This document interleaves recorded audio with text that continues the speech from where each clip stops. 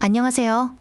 오늘 함께 분석할 지문은 기다리는 시간에 대한 우리의 생각을 바꿔주는 흥미로운 글입니다. 우리는 보통 기다리는 걸 지루하고 쓸모없는 시간이라고 생각하죠. 과연 그럴까요? 이 글은 기다림을 새로운 기회로 만드는 전술에 대해 이야기합니다. 함께 그 의미를 파헤쳐 봅시다. 글의 전체적인 흐름을 먼저 잡아볼게요. 첫 부분에서는 전술이라는 단어의 원래 의미를 전략과 비교하며 설명합니다. 그리고 이 개념을 시간에 적용해서 우리가 왜 시간에 대한 전술이 필요한지 주장하죠. 마지막으로 이 전술을 통해 기다림이라는 시간이 어떻게 긍정적으로 바뀔 수 있는지 보여주며 마무리됩니다. 이 흐름을 기억하면서 첫 문장부터 살펴볼게요. 자, 첫 문장입니다.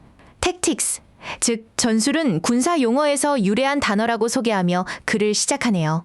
앞으로 이 전술이라는 단어가 어떻게 시간 관리의 의미로 확장되는지 따라가는 것이 중요합니다. 여기서 문법 하나 짚고 갈게요. A term drawn from, 이 표현이 부분은 유래된 용어라고 해석되죠. 용어가 스스로 유래하는 게 아니라 유래된 것이기 때문에 수동의 의미를 가진 과거분사 drawn, 이 단어가 쓰였습니다. 원래는 A term which is drawn인데 주격 관계대명사와 비동사가 생략된 형태라고 이해하면 쉽습니다. 두 번째 문장에서는 전략과 전술을 비교하며 그 의미를 더 분명하게 해줍니다. strategies, 전략은 큰 그림을 그리는 행동계획이고 tactics, 전술은 on the ground, 즉 현장의 상황에 대한 대응이라고 설명하죠. 이 글에서 말하려는 시간에 대한 전술도 바로 이런 현장 대응의 성격을 가질 거라는 걸 짐작할 수 있습니다. 이 문장은 and, 이 접속사라는 등위 접속사를 중심으로 두 개의 문장이 나란히 연결된 병렬 구조입니다. 앞에는 strategies are, 이 표현으로 시작하는 절, 뒤에는 tactics are, 이 표현으로 시작하는 절이 대등하게 이어져 있죠. 이렇게 긴 문장은 어디서 끊어지는지, 무엇과 무엇이 연결되는지를 파악하는 게 중요합니다. 세 번째 문장은 in this vein, 즉 이런 맥락에서라는 표현으로 시작하며 앞서 말한 군사 비유를 이제 시간 문제로 가져옵니다. 여기서 아주 중요한 표현이 나오죠. Time is imposed on us. 시간은 우리에게 부과된다는 겁니다. 우리가 통제할 수 없는 외부적인 제약이라는 뉘앙스를 풍기고 있어요. 그렇다면 무엇에 의해 시간이 부과될까요?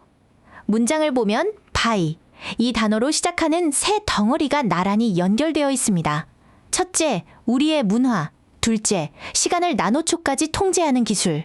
그리고 마지막으로 시간 자체의 유한한 본질과 우리가 영원히 살 수 없다는 사실 때문이죠. 이렇게 by, 이 단어를 반복하며 원인들을 명확하게 보여주는 병렬 구조입니다. 문장 끝부분에 the fact that, 이 표현이라는 중요한 구조가 나옵니다. 여기서 that, 이 단어는 관계대명사가 아니라 동격의 접속사예요. 뒤에 We're going to live only so long이라는 완전한 문장이 와서 앞에 있는 추상적인 the fact, 이 명사의 내용이 무엇인지 구체적으로 설명해주고 있죠. 우리가 오직 그만큼만 살 것이라는 사실, 이렇게 해석됩니다. 자, 이렇게 시간이 우리에게 부과되는 제약이라면 우리는 어떻게 해야 할까요? 네 번째 문장이 바로 그에 대한 대답, 이 글의 핵심 주장을 담고 있습니다. In response, 이에 대응하여 We must develop tactics. 우리는 전술을 개발해야만 한다는 거죠. 무엇을 위한 전술일까요? 바로 시간과 기다림을 다루기 위한 전술입니다. 그렇다면 이 전술의 목적이 뭘까요? 다섯 번째 문장은 오해를 바로잡아 줍니다. 이 전술은 to eliminate waiting, 기다림을 없애기 위한 것이 아니라고 말해요. Instead, 그 대신에 우리에게 how to learn from the seam, 그 틈새로부터 배우는 법을 가르쳐주기 위한 전술이라는 거죠. 여기서 the seams, 이 표현이 재미있죠. 원래는 옷의 솔기나 이음새를 뜻하는데 여기서는 시간과 시간 사이의 틈, 즉 우리가 기다리는 자투리 시간을 비유적으로 표현한 겁니다. 바로 그 버려지는 시간에서 무언가를 배우는 것이 전술의 핵심이라는 뜻이죠. 문법적으로는 how to learn 부분을 볼게요. 의문사 더하기 to 부정사 형태는 문장 안에서 명사처럼 쓰여요. 여기서는 teach, 이 동사의 목적어 역할을 하면서 하는 방법이라고 해석됩니다. 어떻게 배울지 그 방법을 가르쳐준다는 의미를 간결하게 전달하고 있습니다. 여섯 번째 문장은 이런 전술이 가져올 긍정적인 변화, 그 잠재력에 대해 말합니다.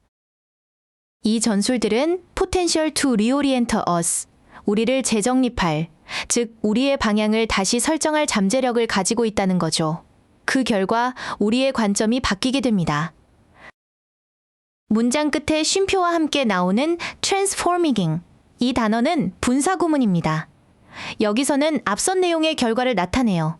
이 전술들이 우리를 재정립할 잠재력을 가지고 있어서 그 결과 우리의 관점을 변화시킨다. 이렇게 자연스럽게 연결해서 해석하면 됩니다.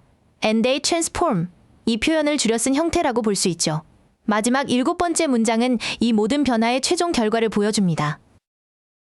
Such renewed perspectives, 그렇게 새로워진 관점은 기다림을 from a burden to a springboard, 즉 부담에서 발판으로 바꿔놓는다고 말합니다. 이 문장이 글 전체의 메시지를 압축적으로 보여주는 결론이죠. 여기서 burden, 이 단어와 springboard, 이 단어의 대조가 아주 선명합니다. burden, 이 단어는 무거운 짐, 즉 부정적인 의미죠. 반면 springboard, 이 단어는 다이빙할 때 쓰는 도약대, 즉 무언가를 시작하게 하는 긍정적인 발판을 의미합니다. 기다림이 이렇게 바뀔 수 있다는 겁니다. 그렇다면 그 발판은 우리를 어디로 이끌까요? 문장에서는 3가지를 예로 들고 있습니다. 크리에이티비티 창의성, 소셜 크리티키 사회적 비판, 그리고 우리 내면과 관계에 대한 리플렉션 성찰. 모두 의미 있는 활동들이죠. 기다리는 시간이 이런 것들을 위한 소중한 기회가 될 수 있다는 말입니다. 자, 오늘 지문 내용을 정리해 보겠습니다. 이 글은 우리 힘으로 통제할 수 없는 기다리는 시간에 대해 불평만 할 것이 아니라 적극적인 전술을 개발해서 대처해야 한다고 주장합니다. 그 전술의 핵심은 기다림을 쓸모없는 부담이 아니라 창의성이나 성찰 같은 가치 있는 활동으로 나아가는 발판으로 여기는 관점의 전환에 있었습니다. 앞으로 비슷한 주장을 담은 글을 읽을 때 글쓴이가 어떤 비유를 사용해서 자신의 주장을 펼치는지, 그리고 대조되는 표현을 통해 무엇을 강조하는지 찾아보는 연습을 하면 독해에 큰 도움이 될 겁니다. 오늘 강의는 여기까지입니다. 핵심 흐름과 표현들을 다시 한번 떠올려 보세요. 수고 많으셨습니다.